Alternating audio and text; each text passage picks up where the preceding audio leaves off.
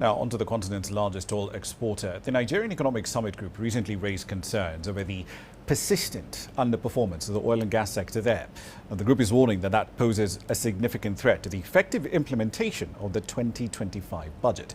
In its latest publication, the NESG 2025 Q1 GDP Alert, the think tank points out that Nigeria's crude oil production in the first quarter of 2025 was well under the government's budget benchmark of 2.06 million barrels per day. And the group is warning that this shortfall translates directly into lost oil revenues, which are critical to funding public expenditure that was outlined in this year's budget.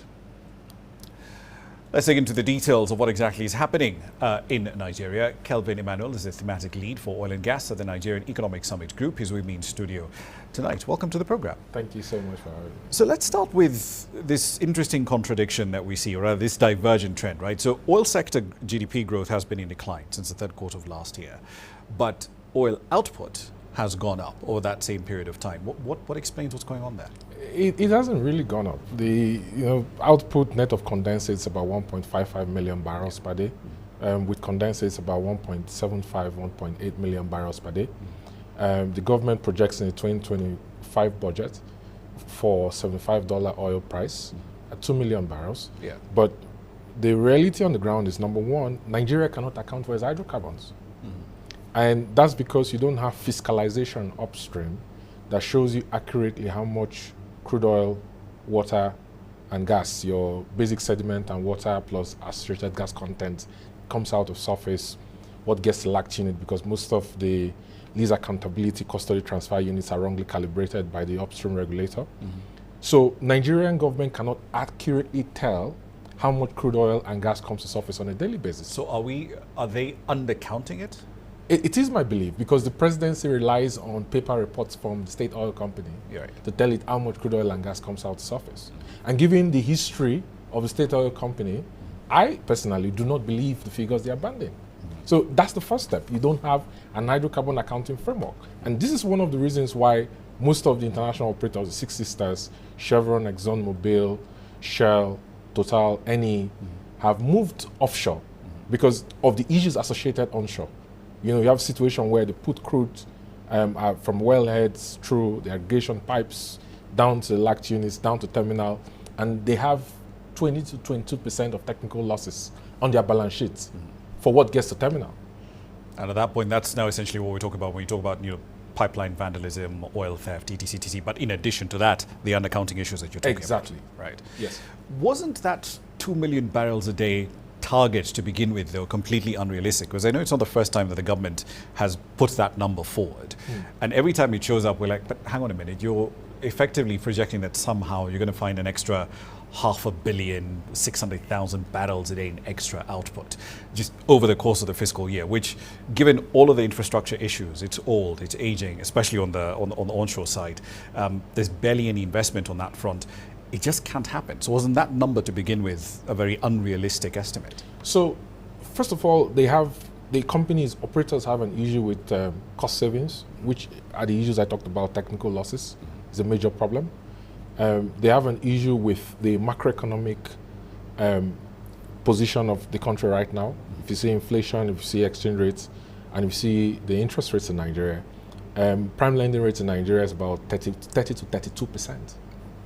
Commercial lending rates extremely high, are around 35 to 36%. Businesses, if you look at the pre and post IRR of the hurdle rate for a lot of these final investment decisions for the companies upstream, you see that they are at IRR of anywhere between 12 and 15%, which is very low.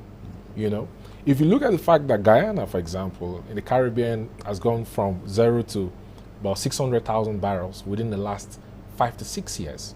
And Nigeria has had a 57-year upstart since the early 70s and is barely able to scratch 2 million barrels. You see the history of underinvestment in the sector. You see the legacy issues around the petroleum fiscal regime of Nigeria, the technical losses that operators incur, the lack of policy coordination for the petroleum fiscal regime. And you see the companies divesting because they don't want to have to deal with any of the issues onshore with host community development trusts, restiveness, decommissioning, and abandonment cost remediation issues, Before the PIA, there was no provision for decommission and abandonment and remediation contribution. Post the PIA, there's provision, but a lot of the communities that have suffered from environmental pollution are not willing to welcome the operators back. So the IOCs are just like, okay, we're just going to leave it, go offshore where we don't have these issues, where we have to deal with FPSOs. That's why you see, for example, that SNEPCO and its partners like Total, that has recently divested 12.5% equity, ExxonMobil, they invested in Bonga North, and they're going to achieve first oil in 2027. And at peak, they're expecting to do about 110,000 barrels per day and do up to about 660 million standard cubic feet of natural gas that they intend to feed into NLNG.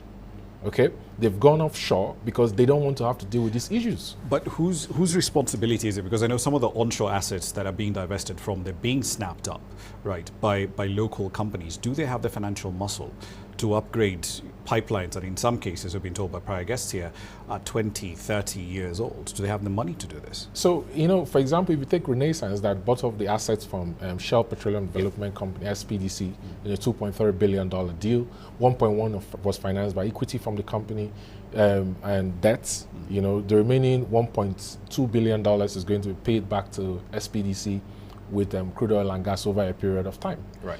They belong to a pressure group called the Independent Petroleum Producers Group, IPPG, in Nigeria. That's responsible for lobbying the government on policy and creating like a joint framework agreement, like coordination. They have issues with financing because of the cost of capital. Because when you look at the LIBOR secured overnight financing rate for lending, US dollar lending to Nigeria is about 6%. When you add the country risk premium, it's about 3 to 4%. That's about 10%. Then you have to now factor in what's your pre and post internal rate of return for your hurdle rate. So these are the issues the operators have.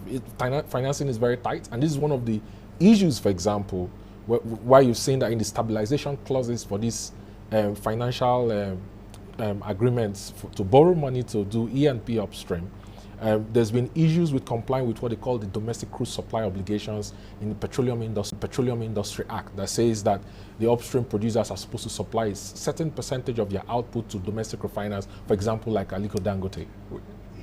The irony around that particular provision, at least from where I stand, is Dangote as a refinery is working now, but if you look at the other state-owned refineries, we've been talking about revamping the them for years and years and years. $18 billion gone down the drain in the last 6 years. And there's nothing to show for it. There's nothing to show for it. The only working commercial refinery in Nigeria is Dangote refineries. And I want to wrap up with that, because one of the interesting things that you pointed out in your report is that the Dangote refinery has cut the import bill for refined fuels in Nigeria by over 50%.